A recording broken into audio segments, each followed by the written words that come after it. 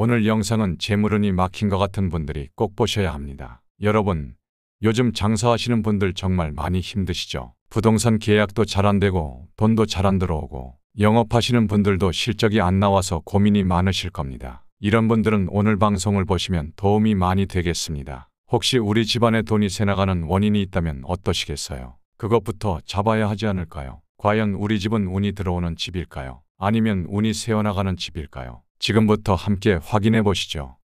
당신의 일상의 기적을 미라클 운세. 먼저 현관과 창문을 한번 보세요. 여러분, 우리 집의 현관과 창문이 어떻게 놓여 있느냐가 정말 중요해요. 현관문을 열었을 때 창문이 바로 보인다면 재물이 현관으로 들어왔다가 저 창문으로 나가는구나, 이렇게 생각하시면 됩니다. 다시 말해서 들어오는 재물이 집안에 머물지도 못하고 그대로 빠져나가 버리는 형국이에요. 특히 요즘 복도식 아파트들을 보면 이런 구조가 많습니다. 현관에서 거실, 베란다까지 일직선으로 쭉 뚫려 있죠. 이런 구조에서는 재물운이 더 쉽게 새어나갈 수 있어요. 고전 풍수학에서는 창문과 문을 아주 중요하게 봅니다. 창문은 기운이 드나드는 통로고 문은 그 기운을 지키는 관문이라고 해요. 현관문과 창문이 일직선으로 마주보고 있으면 좋은 기운이 들어와도 충분히 머물지 못하고 곧바로 빠져나가 버립니다. 기운이 정체되어야 재물이 쌓이는데 그러지 못하는 거죠. 특히 동쪽과 서쪽의 창문이 정확히 마주보는 구조는 더욱 안 좋습니다. 바람이 강하게 통과하면서 기운이 안정적으로 자리 잡지 못해요. 이런 현상은 재물이 쉽게 흩어진다는 걸 의미합니다. 옛말에 풍찬노숙이라고 하죠. 한 곳에 정착하지 못하고 떠도는 삶, 즉 노숙자 같은 느낌이라고 보시면 됩니다. 이런 구조는 유리 중문이나 목재 파티션을 설치하셔야 해요. 현관에서 들어올 때 바로 창문이 보이지 않도록 하는 것이 핵심입니다. 이렇게 하면 기운이 빠르게 빠져나가는 걸 막을 수 있습니다. 또 현관 옆에 금전수나 파키라 같은 넓은 잎 식물을 두시면 좋아요. 기운이 머물 수 있는 공간이 생기는 거죠. 특히 황금금전수 같은 걸 두시면 금전운 상승에 도움이 됩니다. 효과가 궁금하신 분은 고정 댓글을 참고하세요.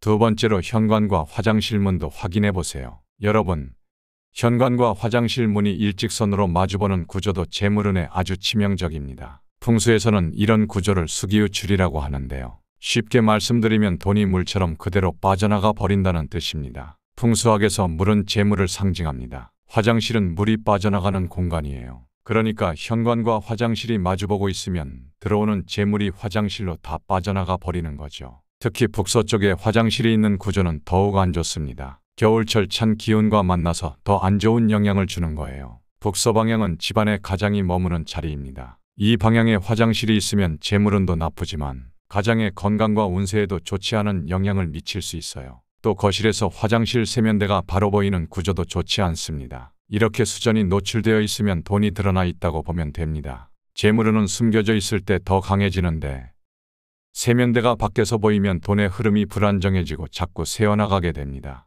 이런 구조를 가진 집이라면 꼭 개선을 해주셔야 합니다. 가장 좋은 방법은 붉은색 소품을 배치하는 거예요. 적색 화분이나 붉은색 장식품을 화장실 안에 두시면 좋습니다. 이렇게 하면 화기가 강해져서 물의 기운을 막아주는 효과가 있어요. 빨간색 발매트를 깔아두시는 것도 도움이 됩니다.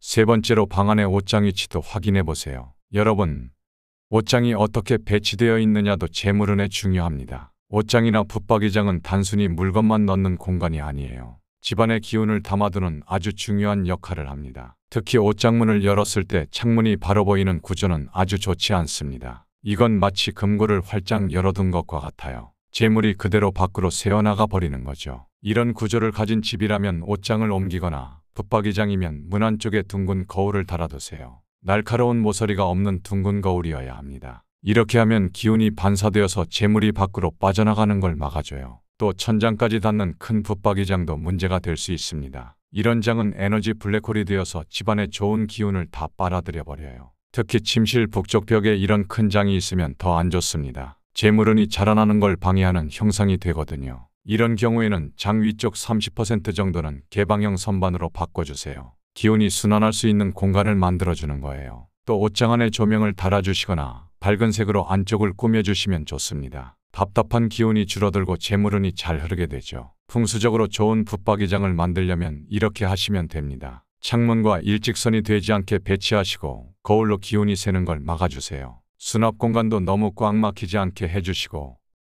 안에 물건도 잘 정리해 두시면 됩니다. 이렇게만 해주셔도 재물운이 훨씬 좋아질 거예요. 네 번째로 현관을 잘 관리하셔야 합니다.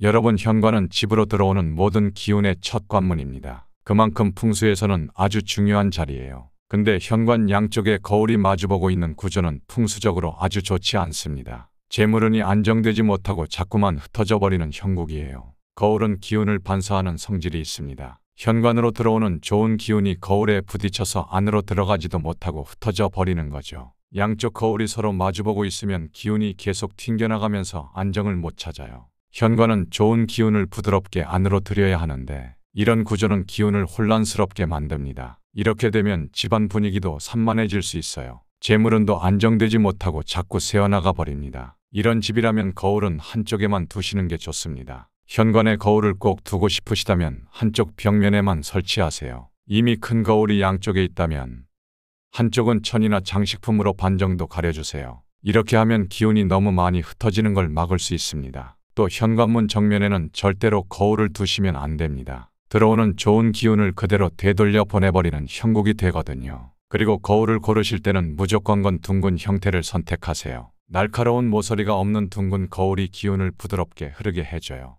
거울은 공간을 넓어 보이게 하는 효과가 있습니다. 하지만 너무 많은 반사는 기운을 불안정하게 만들어요. 현관에서 들어오는 기운이 집안 깊숙이 잘 스며들게 해주는 게 중요합니다. 그래야 재물운이 안정적으로 머무를 수 있어요. 이렇게 작은 것 하나만 바꿔도 재물운이 훨씬 좋아질 수 있습니다. 현관 거울 배치 꼭 신경 써주세요. 다섯 번째로 부엌도 아주 중요합니다. 여러분, 부엌은 음식을 만드는 공간이면서 가정의 모든 에너지를 결정하는 아주 중요한 곳입니다. 풍수적으로 부엌의 기운이 잘 돌아야 가족의 건강과 재물운이 좋아져요. 특히 창문이 없는 주방이나 지저분한 식탁은 기운을 정체시켜서 안 좋은 영향을 줍니다. 이거 정말 중요한 부분이에요. 먼저 부엌에서 환기가 잘 안 되면 어떤 문제가 생기는지 말씀드리겠습니다. 창문이 없고 환기가 안 되면 음식에서 나오는 냄새와 기운이 그대로 막혀버려요. 음식을 만드는 공간에 신선한 기운이 들어오지 않으면 가족의 건강운이 약해집니다. 활력도 떨어지고 기운도 없어지는 거죠. 기운이 순환되지 않으면 재물운도 정체됩니다. 이런 문제를 해결하려면 꼭 주방 후드를 사용하셔야 해요. 음식 조리할 때 나오는 기운을 빨리 내보내는 게 중요합니다. 창문이 없다면 공기정화 식물을 두시거나 작은 환풍기라도 달아주세요. 음식물 쓰레기도 오래 두시면 안 됩니다. 냄새가 나면 나쁜 기운이 생기니까 바로바로 치워주셔야 해요. 이제 식탁 얘기를 해볼게요. 풍수에서는 식탁이 가족의 화합과 재물운을 상징한다고 봅니다. 식탁이 지저분하면 가족 간의 기운도 흐트러지고 재물운도 떨어져요.